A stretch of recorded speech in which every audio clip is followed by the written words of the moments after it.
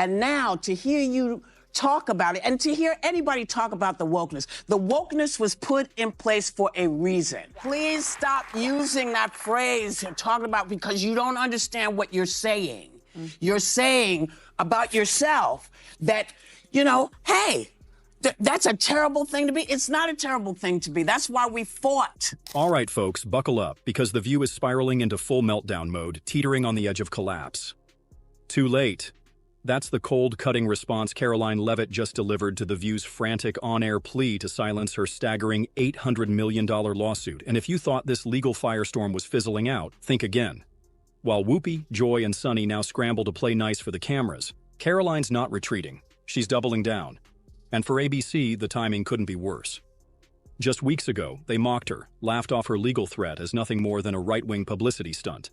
But now, they're pleading for a truce.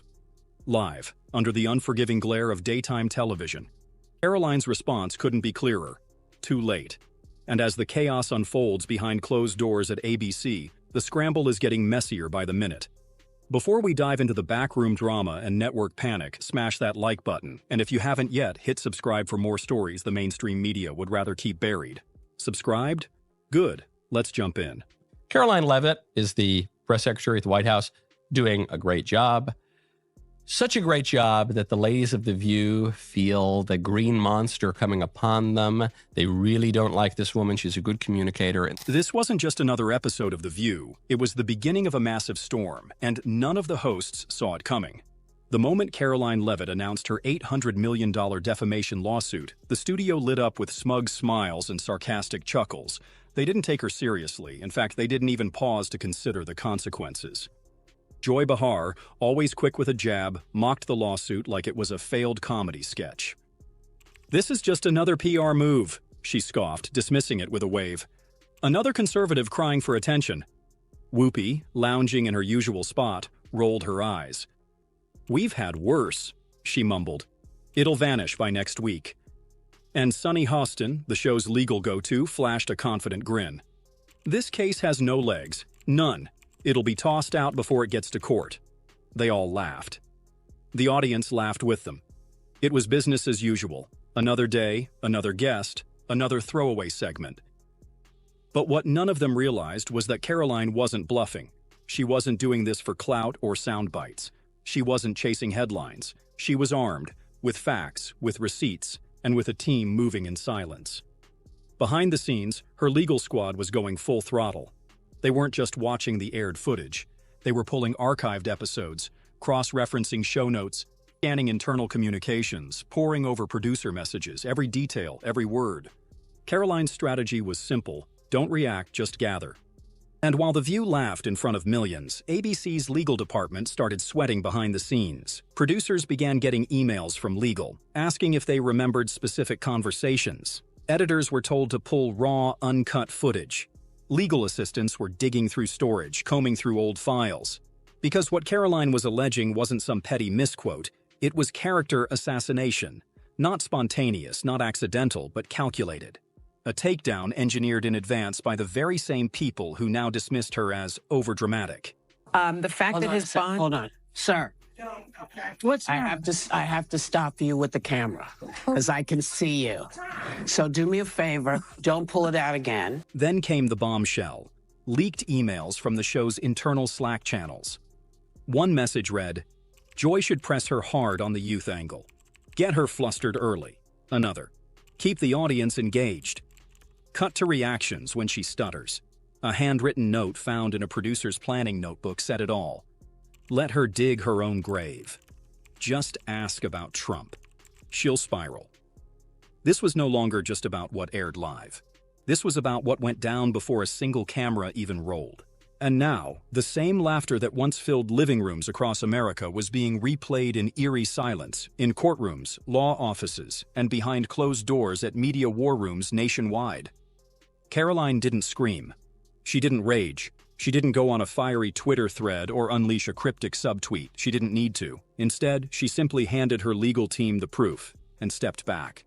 No outbursts, no headlines, no noise. Just receipts. And while the network braced for impact, the legal wheels she had set in motion began to turn with quiet, devastating precision. Democrats in the media are now unloading all their nasty attacks on rising Trump White House star and new press secretary, Karoline Leavitt. Because when you've got truth on your side, you don't need to shout. You just need to wait. And that's exactly what Karoline did. As the days dragged on, the mood inside ABC flipped like a switch. What started as smug confidence quickly turned to nerves, and then full-blown panic. Early meetings were breezy.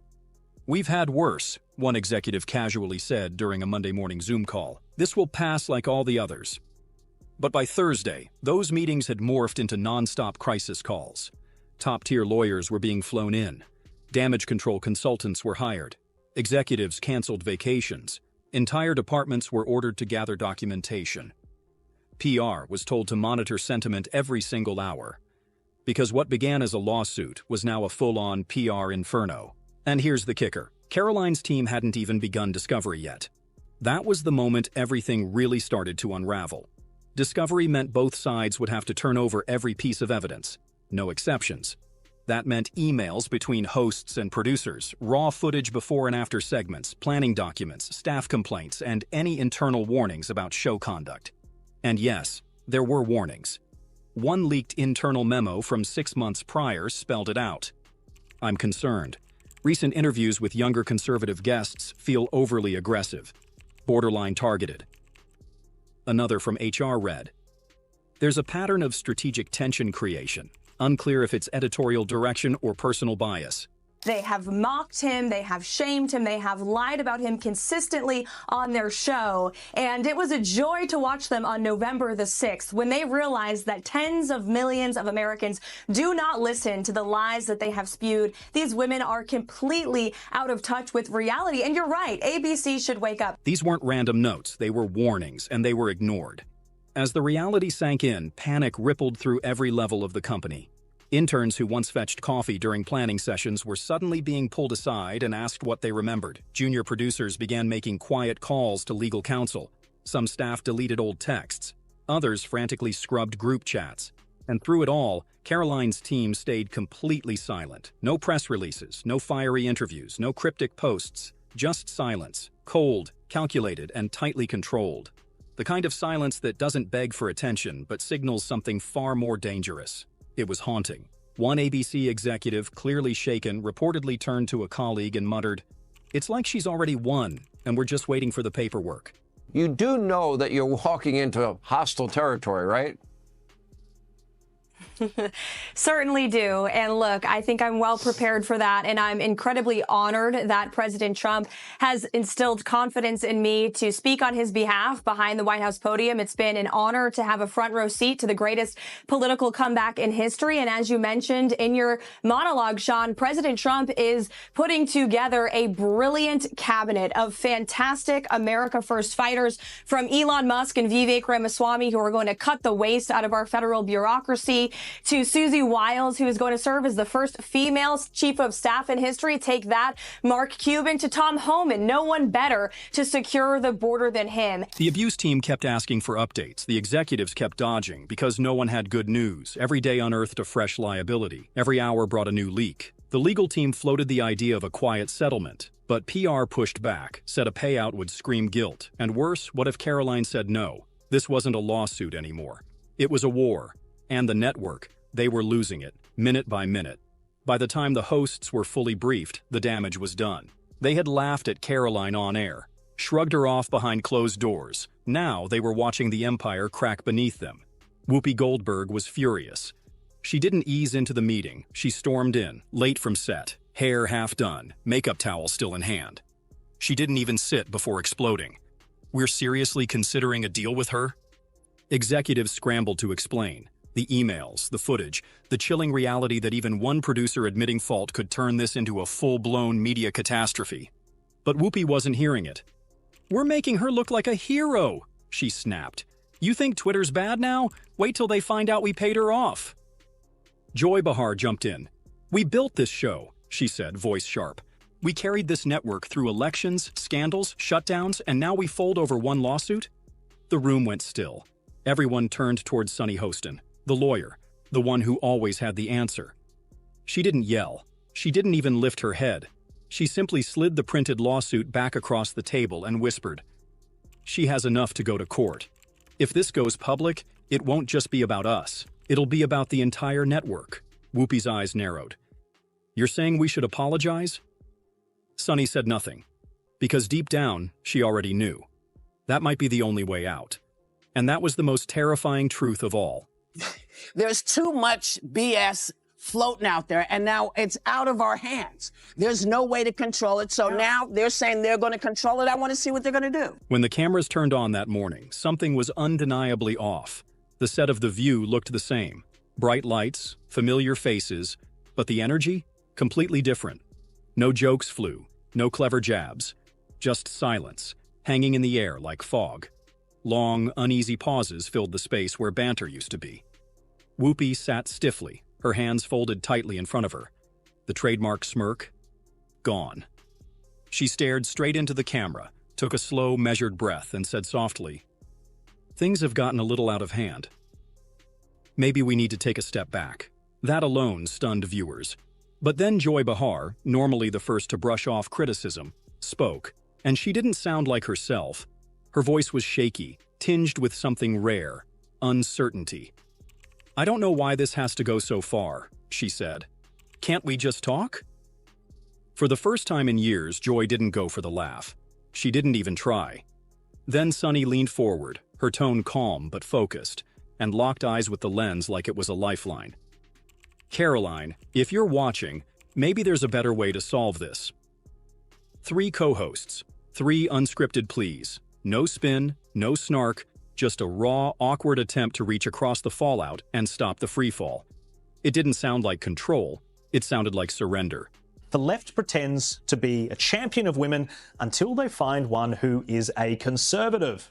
Once that happens, they love nothing more than tearing down women with the most petty and vacuous of insults. Gone were the dismissive jokes. Gone was the mocking. In its place, desperation. But Karoline didn't flinch. She didn't tweet. She didn't hold a press conference. She didn't even drop a cryptic post. Her team issued just one chilling line. "Oh, we are moving forward as planned." And just like that, the message was crystal clear. This wasn't about a conversation. This wasn't about compromise. It was about accountability. Karoline had waited, watched, gathered. And now, as The View scrambled to repair its image, she stayed silent, letting their unraveling speak louder than any words ever could. The hosts may have tried to soften their delivery, but viewers weren't fooled. This wasn't peace, it was fear, and America saw it. Within minutes of the episode airing, the internet exploded. Clips from the show spread like wildfire, faster than anything The View had aired in months. Side-by-side comparisons popped up everywhere. The co-hosts mocking Karoline just a week ago, now suddenly begging for civility. One viral tweet cut to the bone. "If you weren't guilty, you wouldn't be begging." Another. "That's not humility, that's fear." Hashtags surged to the top. Karoline was right, View meltdown, media accountability, receipts don't lie. TikTok creators broke down the shift in tone frame by frame. YouTubers uploaded 30-minute videos dissecting Whoopi's expressions, Joy's body language, and Sunny's choice of words. Meme pages dove in, relentless. One had Whoopi's face beside a sinking ship with the caption, "Captain goes down with the View." Another showed Joy clutching a legal binder, eyes wide, with the text, "When the roast session becomes a deposition." It wasn't just funny, it was brutal. Inside ABC, the unraveling was undeniable. Executives were holding emergency sessions, twice a day. Advertisers were quietly backing out of contracts. Staffers had already started updating their resumes. Leaked internal memos showed frantic email chains with subject lines like reputational risk escalation and contingency strategy. Some execs floated the idea of a total rebrand. Others whispered what once seemed unthinkable. It might be time to end the show entirely. Because this wasn't just a lawsuit anymore. It was a brand crisis, a credibility crisis, a reckoning. And they were right. The damage wasn't just legal. It was emotional, cultural, historical. Leavitt appears to be a fierce operator, but she's also 27 and arguably quite glamorous. So of course, the kind and progressive voices at The View reacted to her appointment like this. All right. What'd she say? She basically said that they were going to give God, how boring. unqualified people The so Behind the Table podcast needs to apply for White House credentials. They'd love having Joy in that room. I got a question. So wait a second. So in other words, instead of Bob Woodward, they want Kim Kardashian? What? I don't get it. Wait, okay. The View had long sold itself as the voice of daytime truth-telling, a fearless forum for opinions, debates, and honest conversation. But now, viewers were seeing something else. They were seeing behind the curtain, the rehearsed lines, the manufactured tension, the chaos that wasn't spontaneous but scripted, and worst of all, the bullying, thinly veiled as banter. And now to hear you talk about it and to hear anybody talk about the wokeness was put in place for a reason. And Karoline, she wasn't backing down. She wasn't asking for forgiveness. She wasn't chasing a spotlight. She was standing firm, calm, clear, resolved. This had moved far beyond money. It was about principle, about setting the record straight, and millions of Americans were watching her do it, one quiet, deliberate step at a time. Has gone woke, and now they have gone broke. They have their lowest approval ratings ever, and they are rallying around two of the most far-left leaders in their party, AOC and Jasmine Crockett. So that tells you the current state of the Democrat Party. What happens next could rewrite the rule book. For talk shows, for media figures, for how far networks can push before someone pushes back. Because Karoline didn't flinch. She stood her ground. She fought. And now, the storm she unleashed is nowhere near finished. Karoline Leavitt didn't just file a lawsuit. She made media history. And something tells us she's only getting started. Let's be honest. Most lawsuits flash through the headlines. Make some noise, drop a soundbite or two, then fade into the background. But this one refuses to disappear. Because this isn't just any legal battle. This is Karoline Leavitt, a young conservative force going head-to-head with one of the most iconic shows in daytime television, The View. And now, it's spiraling into something far bigger than anyone ever expected. Whoopi Goldberg and her co-hosts thought Karoline would fold. They assumed the pressure, the spotlight, the media frenzy would be too much, that she'd take a quiet settlement, vanish from the narrative, and let them move on. But Karoline didn't just say no. She fired back with 6 words that rang like a warning shot. We are moving forward as planned. Now, Whoopi, Joy Behar, and Sunny Hostin are in full damage control mode. Lawyers are getting dragged into emergency calls at every hour. And the internet? It's ablaze, lit up with commentary, receipts, and a growing wave of support that shows no signs of slowing down. How do you think voters are going to react when they see something like that on TV? Voters do not agree with these despicable women on The View. They are wildly out of touch with the vast majority of Americans, and frankly, they should seek immediate help. After all the pressure, many assumed Karoline would take the easy out, cut a quiet deal, cash a settlement check, and call it a victory. But Karoline Leavitt had no interest in shortcuts. Her team released a bold, unmistakable statement. This lawsuit is not about attention, it's about principle. We are not negotiating. We are not settling. We are moving forward. And this time, it wasn't just talk. Sources close to the case revealed that Karoline's team had widened their investigation. This wasn't about one segment anymore. It was bigger. They were reviewing entire seasons of The View, cataloging patterns of bias, indexing personal attacks made against conservative guests, interviewing former producers, analyzing social media trails, and even dissecting offhand comments captured on hot mics backstage. The scope was growing, fast. What they were building wasn't just a lawsuit. It was a media accountability campaign, a movement. And Karoline wasn't in it for fame or revenge. She was standing firm because she wanted the media to finally understand one thing. There are consequences. This wasn't just about her. It was about every guest who'd been laughed at, cut off, dismissed, or mocked on live TV for having a different opinion. With each passing day, her message only got louder. I'm not backing down. And now, more and more people were standing with her. As Karoline digs deeper, ABC begins to unravel. Insiders say the tension inside the network is unbearable, executives turning on each other, departments in open conflict, producers scrambling into emergency meetings with legal teams. The pressure is mounting. Advertisers have started to quietly pull out of future bookings. A few major sponsors, household names, are reportedly in serious talks to suspend all promotional activity on The View until the lawsuit is resolved. Then came the leak. An internal email that sent shockwaves through the media. The brand is compromised. This is no longer just a PR issue. It's reputational collapse. That single sentence spread like wildfire and ignited a storm of questions. Will ABC cancel The View? Will the cast be replaced? Can the show ever recover its audience? No one knows. But behind closed doors, executives are already bracing for the worst. They're drawing up contingency plans, exploring spin-offs, drafting format overhauls, even considering a total rebrand. Because here's the simple truth. Karoline didn't just file a lawsuit. She pulled the first domino in a chain reaction that could bring down one of the most iconic talk shows in the world. And she's not slowing down. Every day, she gains more support. Every hour, The View loses more trust, and this may not end with a court ruling or a settlement check. This could reshape how television treats its guests, its employees, and its audience. Karoline Leavitt stood up and said, "Enough." And now, the world is watching. Now we want to hear from you. Should Karoline Leavitt keep going? Did The View cross the line? And is it finally time for talk show hosts to face real consequences for what they say on air? Drop your thoughts in the comments. We're reading everyone. Hit that like button if you stand for media accountability. Subscribe to stay locked in as this case unfolds. Because this isn't over. Karoline Leavitt didn't just start a lawsuit. She started a movement, and something tells us the storm is only beginning.